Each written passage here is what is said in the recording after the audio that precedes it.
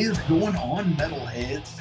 And this week, wow, this is a rarity because I think by the time we're recording this, I haven't actually made the hype post yet because I'm that guy who is just like, I'm going to sit there and do like the hype post once I know it's ready to go, that I have a recording, because I hate, like, I got burned one time in the past. But anyways, our guest on a special Reforged episode is Mr. Tucker Thomasson from Throne of Iron. Dude. Hey, thanks for having me. Of course, man. Like, it's always nice to have a fellow, I don't like the word Hoosier. So I don't mind Hoosier, but what's really funny is that all my buddies from Missouri, like, Hoosier is a pejorative over there. Like, it's a word they use as like an insult. Like, Hoosier is a word that they use for somebody who's a fucking idiot in Missouri. So I love hearing it get tossed around because it's just like, well, yeah. Dude, that's gotta be rough living in a place where, if you're like that, like where you're affectionately referred to as something because of it's like, yeah, whatever it is, I just wonder how many like annoying interactions with people from Indiana had to happen before that happened. Yeah, to make people from Missouri use our state identity as a pejorative. Right. I'm gonna say the over under is 1. Okay. I think that tracks. I think it does. Dude, so Throne of Iron, Reforged episode. It's been a while since you've been on. It's been since 2020. Yeah. You had come on the episode, I believe you were the first episode when I switched from the SoundCloud people to the Anchor people, now Spotify people. Yeah. And so what I always remember about that is like, hey, Tucker saved me $20 a month.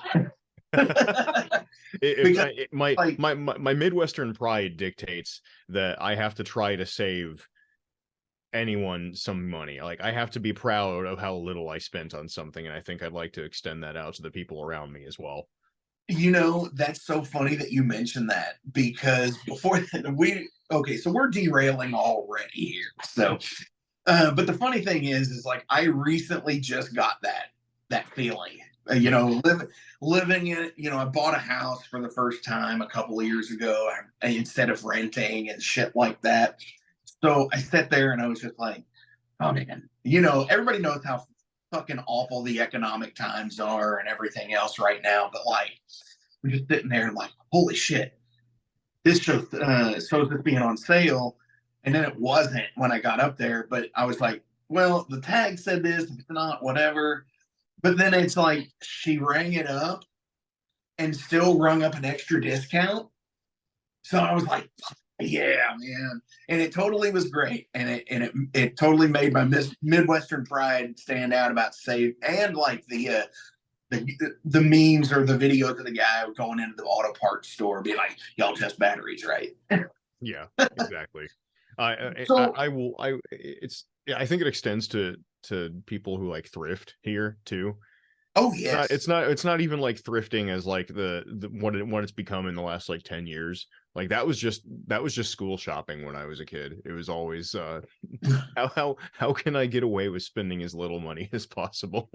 Right. That's those things are like, if you live in like a rural area, they have things like the back to school bash things where it's like, and that's a great thing to have. And like, know where I live. You've been across the street from my house. You know where I live. Yes, absolutely.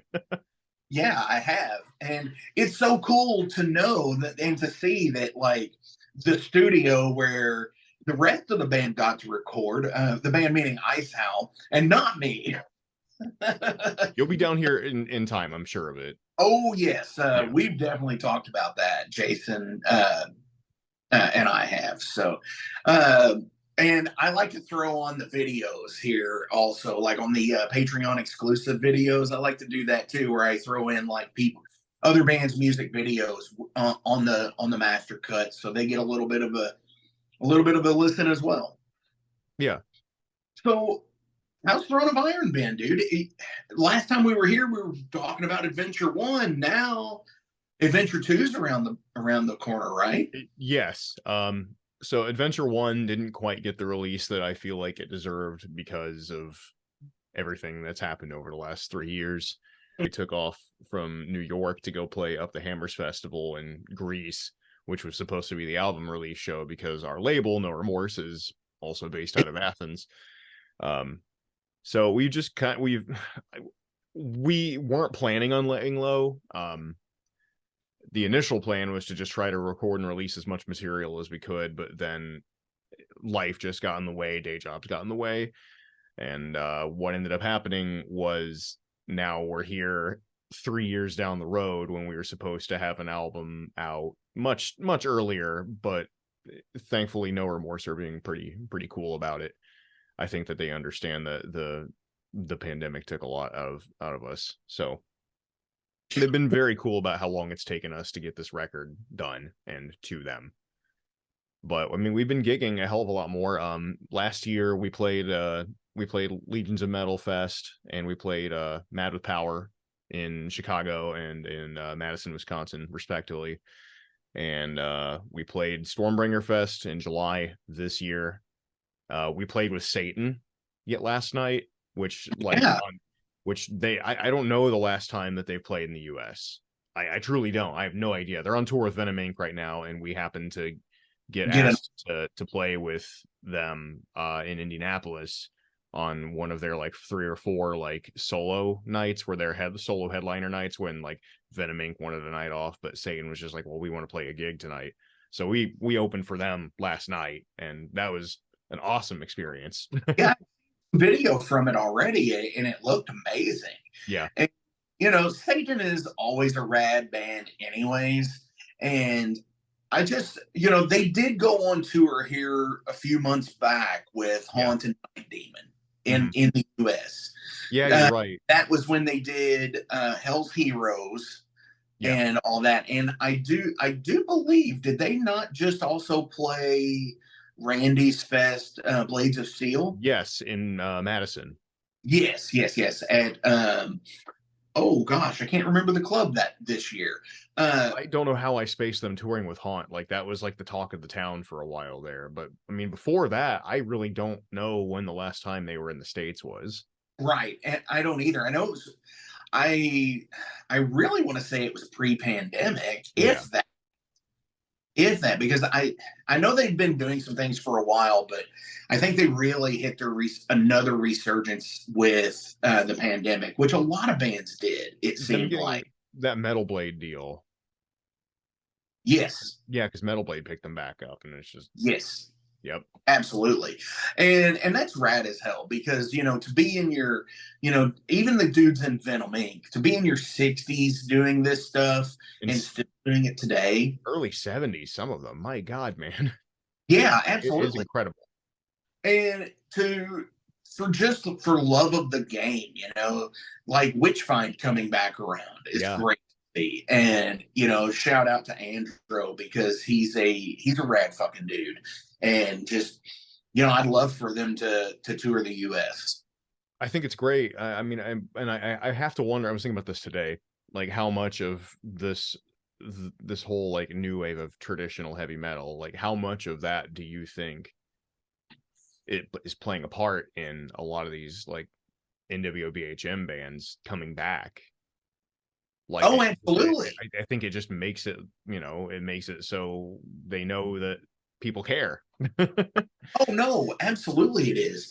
And I think it's to the degree of just sitting there and finding a tape that was your cousin's at this point, let's just, or your brothers or a sibling, and listening to it and then being like, 20 years or 30 years later, it's like, whatever happened to these guys, especially with the advent of the internet and just being able to find so many people and to just connected with everybody.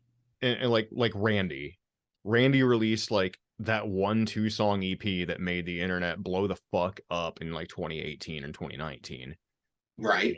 and like, and then No Remorse. I think No Remorse put out that compilation that was like a full length like run of compilation of like a bunch of unreleased material that Randy had. And it's just these bands that had been forgotten for like 40 years suddenly like, no, this was always good. Yeah. Oh, absolutely. And I will give a prime example of a great band who has been nonstop pretty much the entire time is Raven. Yes. Yeah. Raven never really stopped. Yeah, Raven never really did stop. But like, of course they had their slow periods and stuff like that, like everybody does. You know, we all get injured, we all have to take time off, we all have to do stuff like that just for our own mental well-being and physical well-being as well. You know, and to sit there and to have them, you know, 30 and 40 years later and talking on the Metal Forge. It's like so cool to me.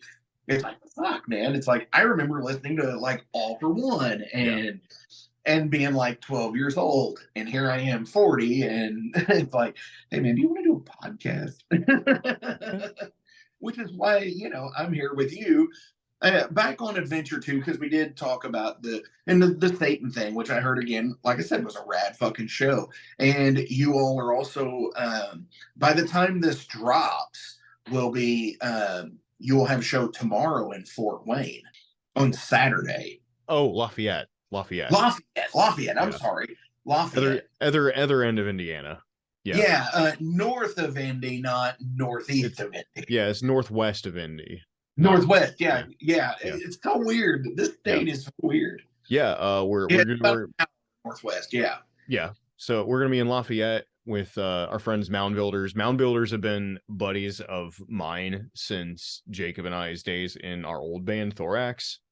Like we played with Mound Builders, I don't even know how many fucking times. And we love playing with them now.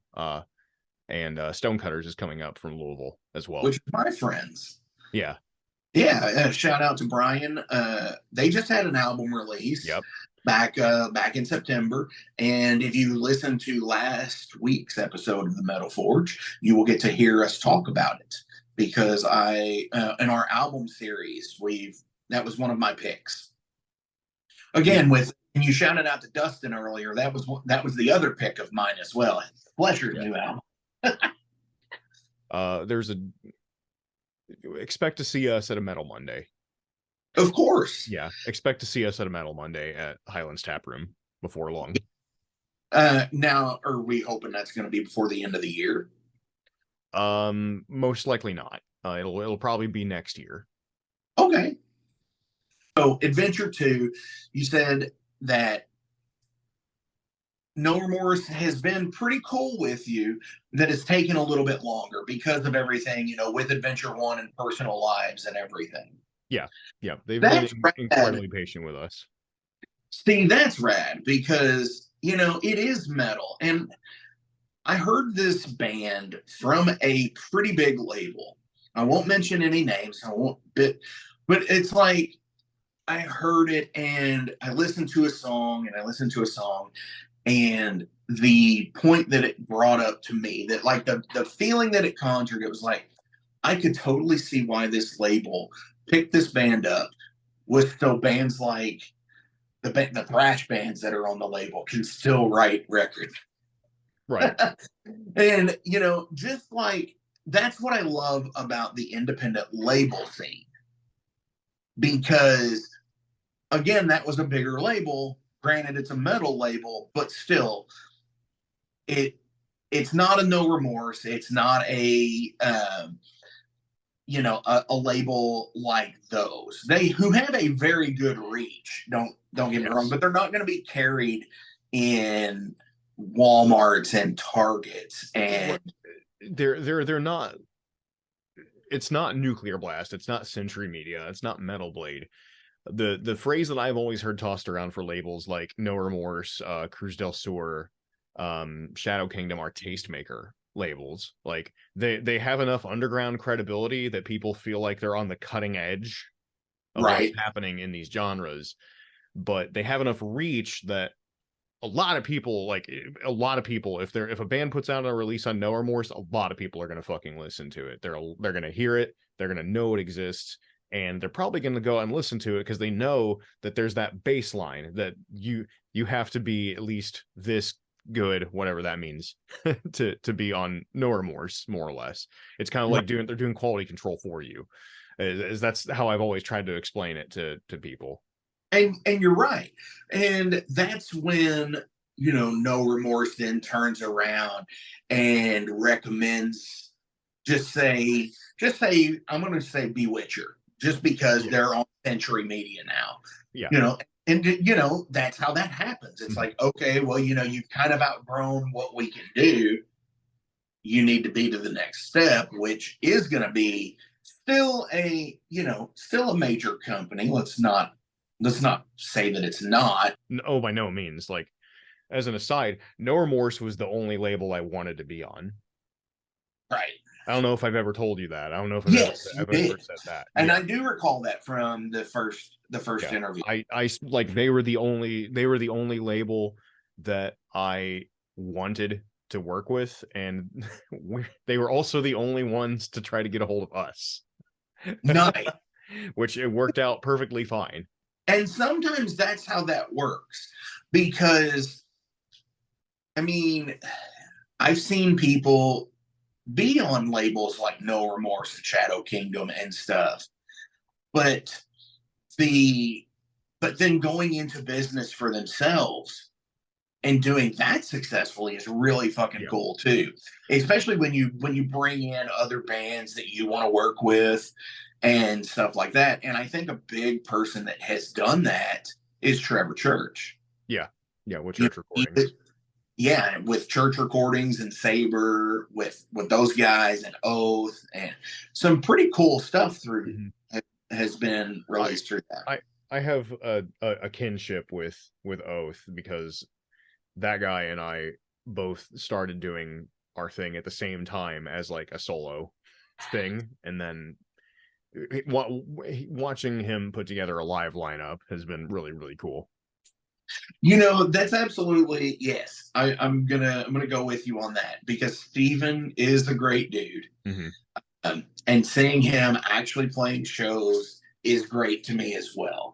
And this relates to Jason Roach in Ice Howl, because I heard after the fact, but last year when he was on the show, I asked, I was like, dude, are you ever going to put anything together again or whatever? He's like, well, I really just don't feel like it. And then he got the bug to do it right after that. And I was just like, okay, cool. And it's like, oh, who's going to be there? Who's going to be in? And it's like, dude, you need a bass player? I'll play bass. Yeah. And then when he posted the picture, I had heard after the fact that Trevor was like, is that Mark? I was like, yes. Like, what? So it's fun. I was the first bass player in Ice Howl, and you're the current bass player in Ice Howl. Yeah, wow, that is true. As he's mixing the tracks, silently judging the bass lines. I would have done this. No, I know that. So I'm going to go ahead and segue over here, because there is another reason why you're here, and it is because you guys are headlining, and I say you guys, pronouns, pal, as Vince McMahon would have said years ago. I'm a wrestling nerd here. Or anybody who listens to any wrestling podcast, you've heard that before. The big goddamn metal show, night one, Friday the 13th. Headlined by Throne of Iron, then Eulogy in Blood, Storm Toker from Lexington, Rifle, Kill the Crown, and Halfcaster. I'm excited, dude. Friday the 13th, your first time in Louisville as with Throne of Iron. Yeah. And it's at 21st in Germantown, which is a good venue. I like it. It's got a tall stage. I stalked it a little bit. That's a very nice looking spot you got there. It is. I dig it. And dude, how are you? Are you feeling it? Are you feeling? Oh, absolutely. I relish any time I get to go to Kentucky because like my mom's side of the family are all from there, so they're all from like way eastern Kentucky though. But even just going across the river to Louisville and it's a good time every time. It's I'm trying to think the last time that I was in a band that played in Louisville. I think it was in like 2017. Oh wow. So it's been a while. Like it's And you been more than probably played the Mag Bar or the Tap Room or it was in Magbar. It was like right after they actually built the stage in Magbar. oh wow, yeah. Hell yeah. So it was you said right after? Yeah. Yeah, see, you should have played it before. I never played a show at Magbar before the stage, but I got to see at least one show at Magbar Okay, before the stage. It was Cult Leader was headlining on their first US tour. nice. And it was a lot of people crammed into that tiny ass room. And call And it, that's when they played on the floor like you did back then. yes, we played on the floor there, and there were people walking out back to smoke through the bands, Yeah. and there were arcade machines Yeah, the on that arcade side of machines all line up on the back wall. yeah, and it was just like, ugh. It's like, what the fuck? And it's just such a weird place to play back then. Yeah. And now it's like the Magnolia Dome. And it's been even updated since you've played there. Oh, I don't doubt it. And it's great. And so the big goddamn metal show, 2 nights, 2 venues, Throne of Iron headlining night one, Friday the 13th. How is that? Are you superstitious at all? Oh, not even a little bit. I think that I've been involved in heavy metal culture for long enough that I mean Friday the 13th doesn't even like phase me anymore. I mean everybody does tattoo deals on that now. So Yeah. it's just part of the culture at this point. I'm excited. The only other band on that lineup that I've seen is Stormtoker. I got to see Stormtoker on a Metal Monday with friends of ours from Montana, Wizard. Okay. Hell yeah. And I think you'll dig everybody on that night. You Oh, know, for it sure. and it's such an eclectic lineup because as you call Throne of Iron, define Throne of Iron again. Uh dungeon crawling heavy metal. That's the short tag. But my other descriptor that I've been using as of late is 3 pizza delivery drivers who took too much Benadryl. That's great. I like it. So dungeon crawling heavy metal. Hell Three yeah. pizza delivery drivers and a demon trapped in a suitcase. Yes. And dude, that needs to be an ongoing YouTube video series. I think he needs. We speak of our non-corporeal formed, our corporeal challenged. Sorry, bass player Arzab of the Howling Abyss. Currently he's our bass player and he lives in an old Samsonite suitcase from the '60s. Yes. And he actually has his name on it too. Is he actually here tonight? I'd have to go get him. He's in his isolation chamber right now. Okay, yeah, we'll leave him be because he'll probably be pissed. And I know when he's in the isolation chamber, that's the only time that he actually comes out of I mean, the we have to summon him at the beginning of every set. It's like well, yeah, it's a whole there thing. is that. Because he does lay down a fat track, Yeah, yeah. which is awesome.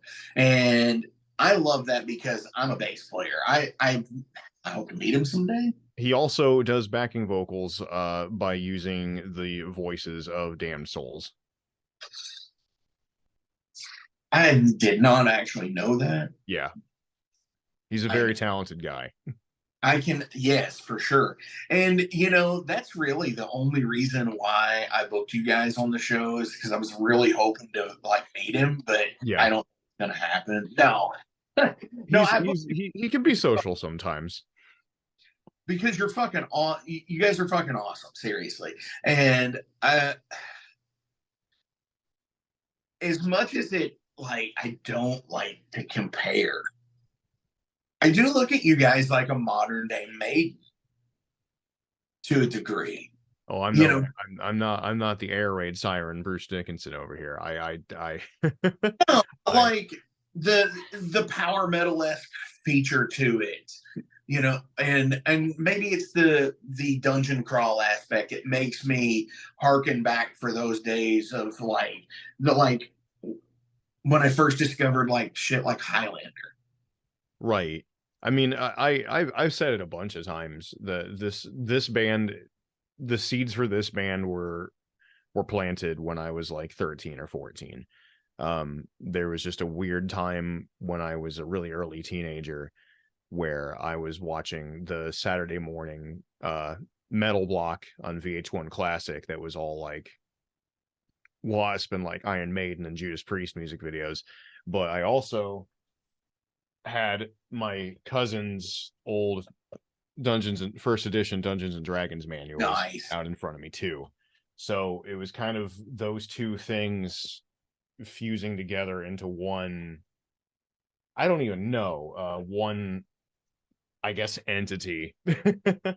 And it was this band is me attempting to capture that feeling that I had back then and try to share that with other people, as well as, you know, kind of channeling my just general Midwest sensibilities, because I mean this whole thing started in the Midwest. Like Dungeons and Dragons got its root in Minnesota and Wisconsin.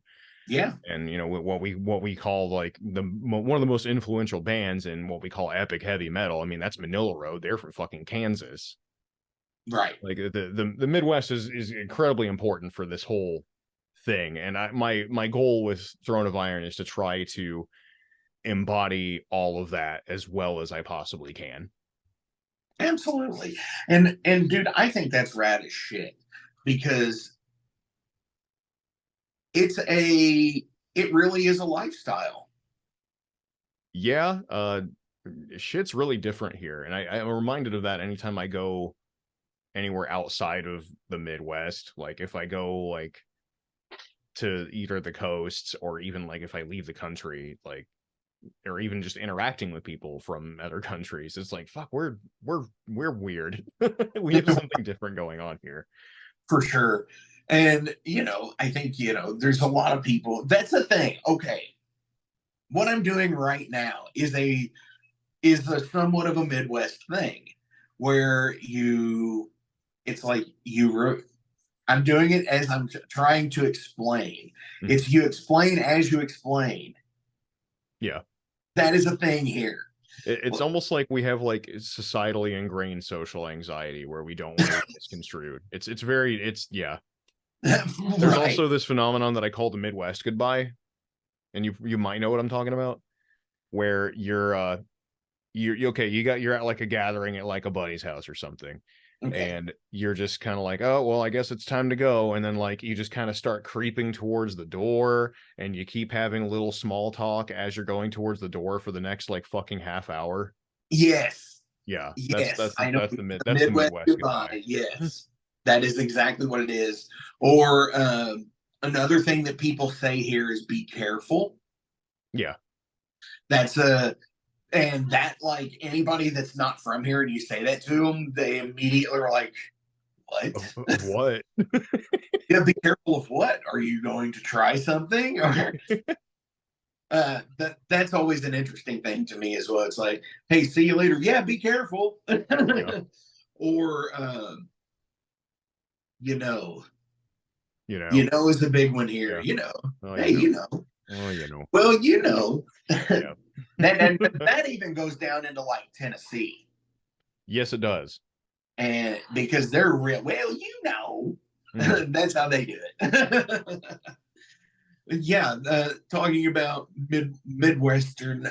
What is There's a friend of mine that I think he calls it Midwesternism. Midwesternisms. Yeah.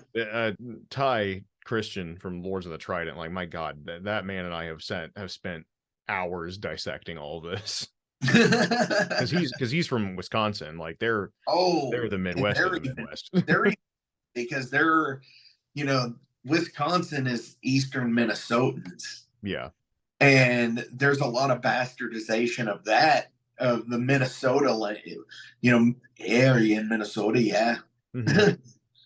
Oh, Yeah. Oh yeah. So that's, that's interesting. And maybe there could be like a Bob and Doug McKenzie band. Yeah. It kind of like the what is the oh shit, I can't remember their name, it has slipped my mind. Oakley Dokley. Oakley Dokley, yes, Yeah. why did I forget that? And must be high, I don't know. uh so any are y'all gonna, what's the set gonna be like? Are you all, do you all do like a specific idea, or do you wing it each time? How do you all do that? It's just if we think ahead for it. I mean, really, it depends on like how strict the time frame is. Um, we're very good about playing more like exactly at the same tempo as our recorded material, so we can actually just like make a Spotify playlist of the set list and like have it like timed out so we know more or less how long the set's going to be, Okay. barring like stage banter and just bullshitting.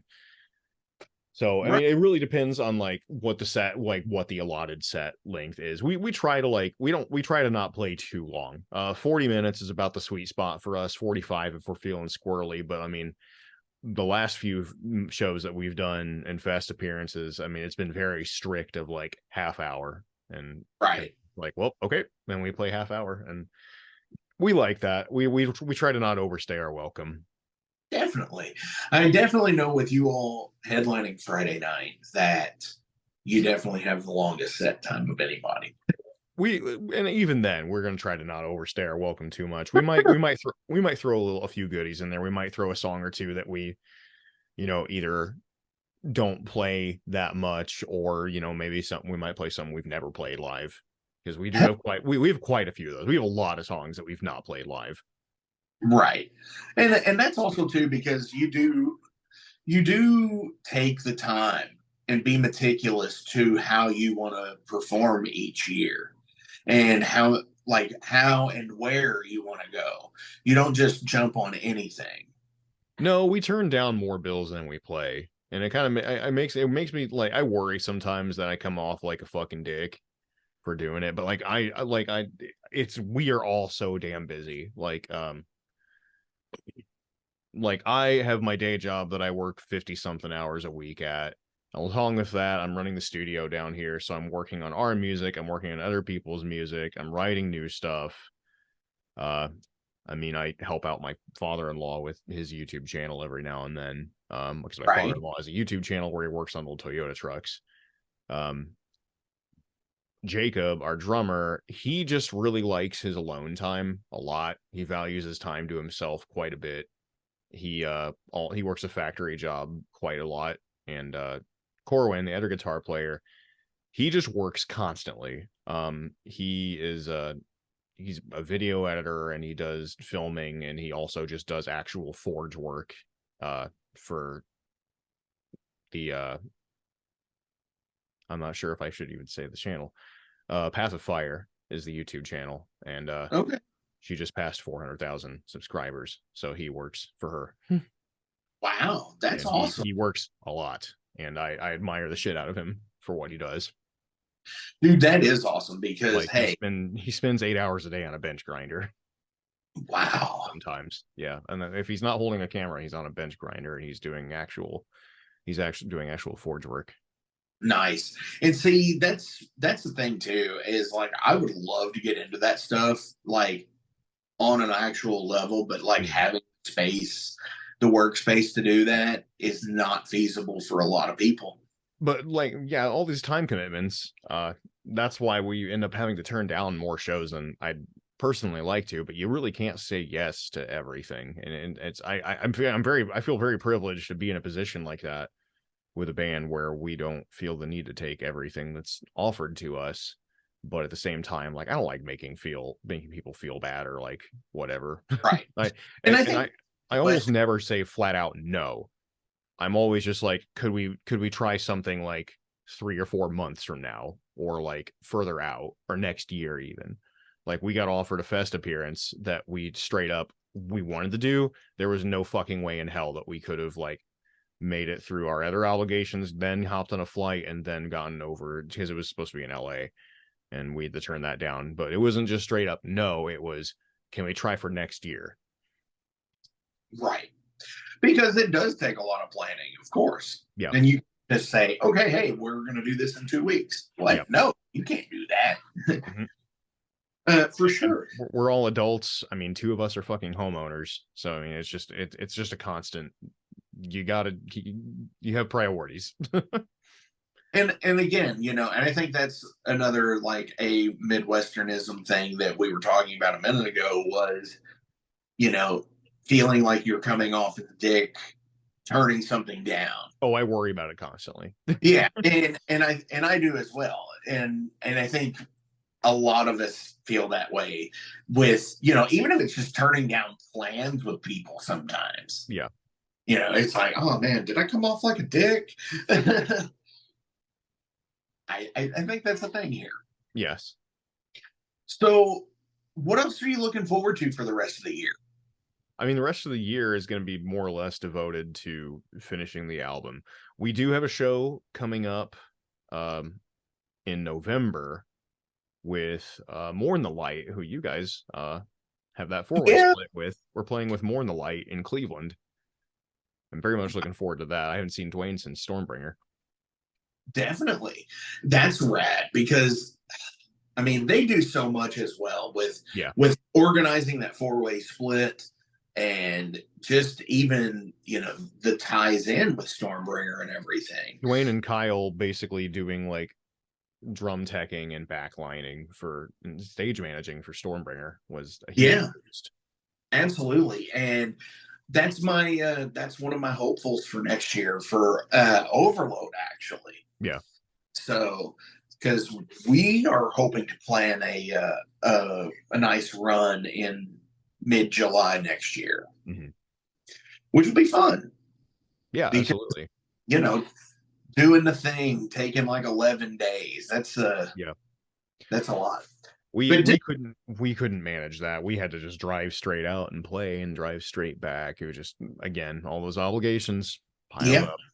Yeah, absolutely. And that's the thing.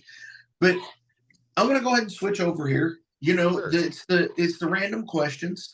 It's called Derailed. There are 5 random questions, and I don't have a jacket now. Shit.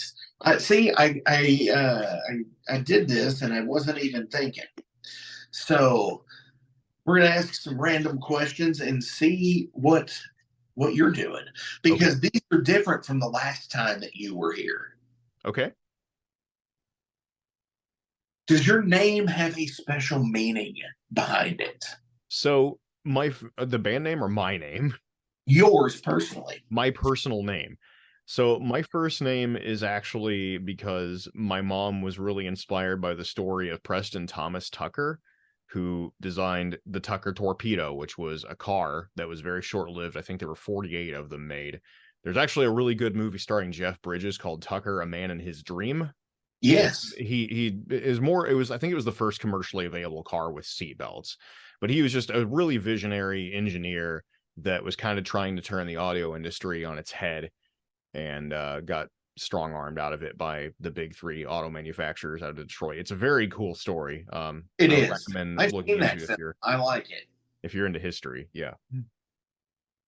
What is one thing that, if you never got to experience it, would piss you off that you want to do? As far as band stuff, I mean, I'd really like to play Keep It True. I think the idea of playing in a community center gym, the vibes are there. It's wood paneled as fuck. Right, but the stage presence is great. Yeah, it's incredible. The presentation's really Oliver keeping that fest going, especially as long as I have. Keeping festivals going is fucking hard work, man. And I have no doubt that there's been points where I'm sure that Oliver has thought about quitting. As for me personally, I mean, I'd really just like to travel more, like in America and also in other countries. I'd really like to take the wife and go to Japan at some point. Right. And, I'm going to do this because shout outs to Corey Parks, who is out there Yeah, now. C Parks. Yeah. Yeah. Oh, he's posting. I'm watching him on the Facebooks, and I'm like, dude, it's fucking Mount Fuji. And it's like, this Indiana dude is there right now. Yeah. And it's so cool. So, what is one vintage item that you absolutely love? My monster manual. Nice. Yeah, this was my monster manual that was my cousin's. Yeah, has his name. Doug Biggs, Christmas 83. Wow. Yeah. And I will never, ever, ever, ever, ever part with it. Absolutely. So, does that book predate you? Oh yeah, Or, I wasn't born until 1991. oh wow. Yeah. What? Yeah, Christmas 83, 1991. Oh, shit. That's one thing that I didn't know that about you. I didn't know you were born in the 90s. That's Yep. cool. I'm Because 32. wow, because you seem like, I don't know, you carry yourself as like an older person, and it's pretty cool. Whatever Funny because that like means. I all know the what old you guys at my bar gig that I work at think I'm like 25. Oh my gosh. Yeah. Really? That's crazy. They think I'm way younger than I am. So yeah, that book, when he got that in 83, I was about 8 months old. Yeah. So I'm like, wow. He in 83, I think he would have been like 12 or 13. So yeah, the Stranger Things generation is definitely him. Yeah. For 100%. sure. I think I saved them somewhere. They're not in the book anymore, but I actually had like character sheets that he and his friends made when they were in like middle school. Oh wow. I think I probably have them like in a box somewhere. That's cool. See, I still have a lot of my old character sheets, and I haven't played in years. Uh, so on D&D, really fast, and we're going to tangent this, and Sure. it's, what is your preferred go-to? Do you like all of them? Do you repeat play any? Do you exclusively play like 3.5? So I started on 3.5. I owned books these are from first generation. I owned those books since I was like a little kid, but I started playing in 3.5. And I really liked 3.5. 4 was weird. I think 4 was Wizards trying to kind of cope with World of Warcraft becoming a thing. Right. In whatever way that they felt like they needed to. I like 5. I think that 5 is a good place to start. But honestly, anymore, I don't even play like traditional Wizards of the Coasts or like TSR settings. I really like Dungeon Crawl Classics from Goodman Games. It's kind of a riff on first edition with some second edition elements thrown in there, with kind of an emphasis on critical thinking. I like Old School Essentials a lot. It's a more like streamlined take on basic expert D&D instead of advanced D&D. Right. What I would really like to do is be able to introduce tabletop gaming to another generation, because I don't have kids of my own. So my thought of giving back is like setting up a quick play, like mini campaign for like Old School Essentials, because it's basic expert D&D. It's pretty quick to get started and going. Right. And have that set up like once a week at the library or something like that, and I just DM it. That's an idea I've had for a little bit here. I really like that. There's a Swedish system called Morkborg, which is like super grimdark fantasy setting. It's like straight up like everything is diseased, the world is dying. It's like Dark Souls 3 in a tabletop. It's very cool. Before my last gaming group kind of not disintegrated, I'd like to think that we're on a temporary hiatus because life picked up. Before we parted ways, we were going to start a Morkborg campaign, and I was really looking forward to it, but then just things just didn't pan out. But hopefully someday. Definitely. Holy shit, man, that's awesome. So I have one more question. Also, Worldwide Wrestling. Worldwide Wrestling is another game that I have yet to play. It's a tabletop gaming where you are a wrestler. Instead of Yes. character classes, you have the different like archetypal types of wrestlers. Yeah, like face and heel and like Yeah, like you have face, you heal, you have I can't even remember what all the fucking classes are at this point. it's great. There was a Masters of the Universe role play also. Nice. And it's just like I think it was kind of like a choose your own adventure style where they had like the Beast Man Yeah. little board cutout, and you had like Beast Man's card of attributes already Yeah. made, kind of thing. So I do know that they had that, and I'm a huge Masters of the Universe fan. So anyways, I do have links below, so please give a like, share, and a follow, and go buy merch. Go see these guys in Lafayette. Come see them at the big goddamn metal show, Yep. and anywhere else they're gonna be. Cleveland in November, and I'm thinking ahead. We're playing an after party for Adepticon in Chicago area in March with the Goth Rockers, the best band in the universe. They're Warhammer themed. Nice, dude. That's rad. uh, but yeah, go buy merch. Go support these dudes in any way you can. Tucker, any shout outs today?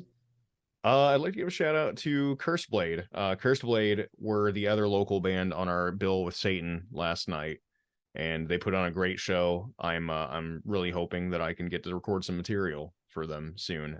They provided backline for the whole night, so the show could run really, really smoothly. And fucking love those guys. Yes, that is a great thing to do. Shout out to Cursed Blade as well because of, hey, I'm not going to be that professional. Everybody's going to throw and go their shit, I guess. So it's a big goddamn metal show. It's how it is. Didn't think that far ahead because I know how musicians are. Yeah, it happens. It does. So here it is. The last question of the day is you're standing there, it's the Mean Joe Green moment. You've got the jersey over the shoulder and the kid standing there. What's the advice you give him? Don't be afraid to come back to something. Because I'm in the band that I should have been, that I wanted to be in when I was 14, but the time just wasn't right. That's awesome. Yeah, and I agree with that because the bands that form the stuff that you want to do are always the bands that you come back to also. For me, it's a Black Sabbath. Yeah. And it doesn't matter if I don't listen to anything that they do for a year or two, but I always go back to it. And it's just like hearing it again and doing it again. So yeah, man, don't be afraid to go back. It's it's okay to look back. Fuck yeah, dude. Tucker, seriously, man, thank you so fucking much for being on the show this week. It has been awesome. I appreciate you, doing the show, doing the Ice Hour recordings, and just being an all around fucking top notch dude. I try. Dude, to you and the metal community, and driving a fucking sweet Toyota pickup truck. I just as far as the studio goes, man, I want to try to help as many people get their tunes out there. I really do. I know that having a good sounding release is the first step into maybe getting label attention and maybe getting on more gigs. I mean, I want everyone to get out there. I want to I want everybody who comes and records down here to spread out and just contaminate everything around them. I 100% agree with that, and that's great. Dude, on our way out today, what do you want to play from Throne of Iron? Oh hell. You know what? I'm gonna go with the one that seems to go over the best every time we play it, and let's do Crypt of Blades. All right, you heard it. This is Crypto Blade. Yeah. All right, dude. For 45 years and keeping Louisville weird, Electric Ladyland has been there for all your eccentricities.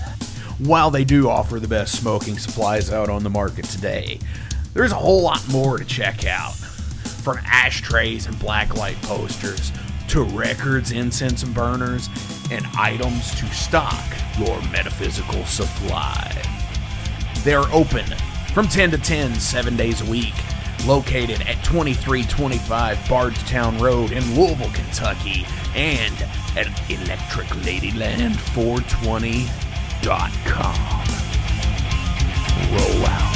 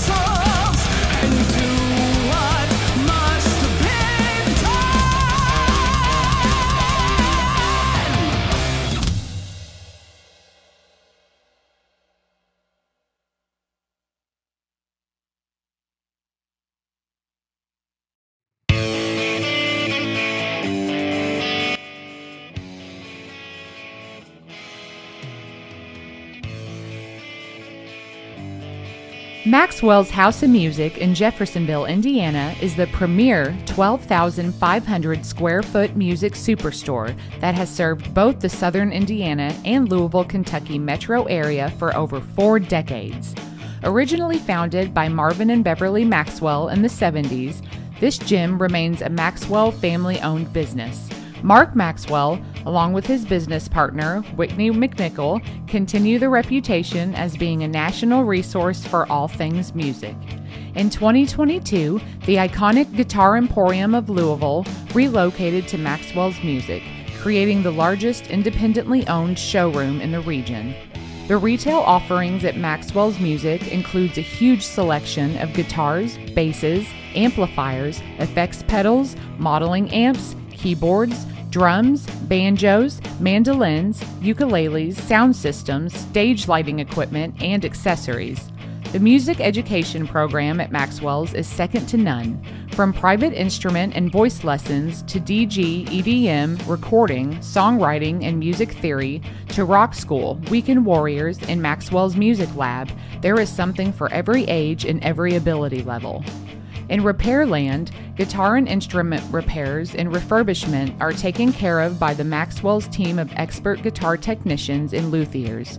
They also do instrument appraisals. Maxwell's offers installations for professional audio-visual and lighting systems for schools, churches, clubs, VFWs, funeral homes, sports fields, and so much more. There's also rentable space at Maxwell's, from music practice or rehearsal rooms for individuals or bands, all the way to a meeting space and concert venue that seats up to 120. That also includes a professional audio-visual and lighting system and a sound booth. Maxwell's has it all. All this plus an original, functioning 1947 recording booth to make your own record, to the Guitar Hero throne, to their very own Elvis statue, and don't forget the Harmony Green Pocket Park. There's a reason Maxwell's House of Music in Jeffersonville, Indiana has been recognized by the National Association of Music Merchants as the #1 award-winning best store design, as well as top 100 music store year after year. You gotta see it to believe it. Maxwell's House of Music in Jeffersonville, Indiana.